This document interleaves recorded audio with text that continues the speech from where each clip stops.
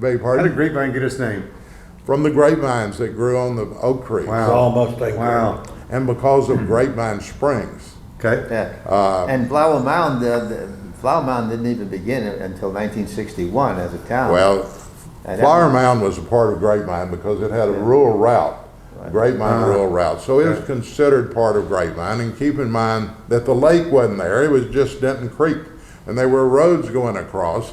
And so this whole area was called Grapevine because of the post office. But anyway, they couldn't, when they got here, they couldn't settle on the Blackland Prairie because they didn't have a plow that would plow grass that was as high as the back of a horse. A wooden plow wouldn't break it. So those that settled on the Blackland Prairie just raised cattle on the open range.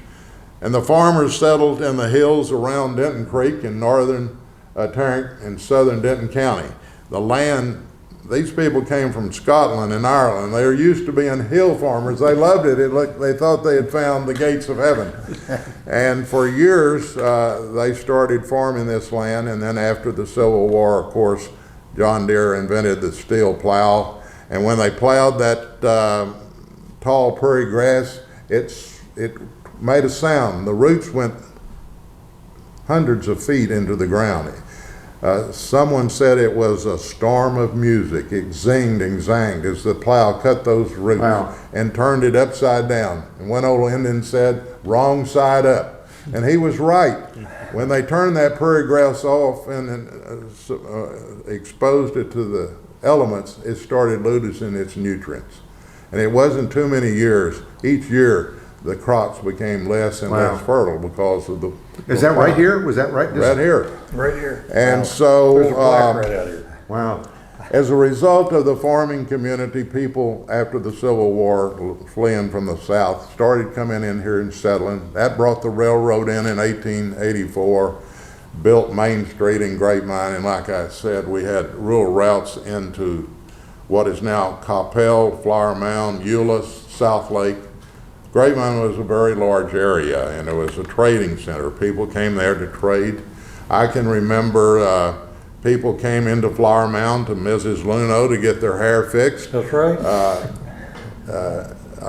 We had people that made sausage over here that sold to the area. It was part of the trade area. Flower Mound was part of the Grapevine Mercantile. And until 1961, it became Flower Mound. My father he grew up in Flower Mound. They used to farm the mound, or around the mound. They worked on several tenant farms, and ultimately when he was a senior in high school, they moved to Grapevine. And your father, Gordon Tate, was the mayor of Grapevine also. He was mayor of Grapevine when they built the lake. Right. So I got to be at the dedication of the groundbreaking of the lake, the releasing of the fish into the lake. Did you ever think it would look like it does today? No, in the dedication. I remember when they dedicated the dam and opened the lake, that general said, and I was about 10 years old then, that general said, with normal rainfall, the lake will fill up in 5 years. And it took 5 years to build it. I thought, well, I'll never live to see this.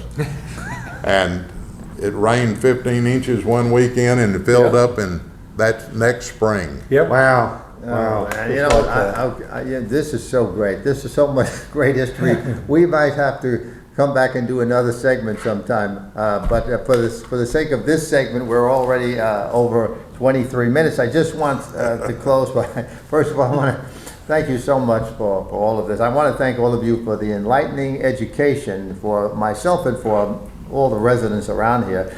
This is about the history of North Texas, and I also want to again thank Tony Jeary for allowing us to do this video in this magnificent complex here in Lakeside, the Resorts Center. So thanks to all of you, and thank you to our viewers for watching.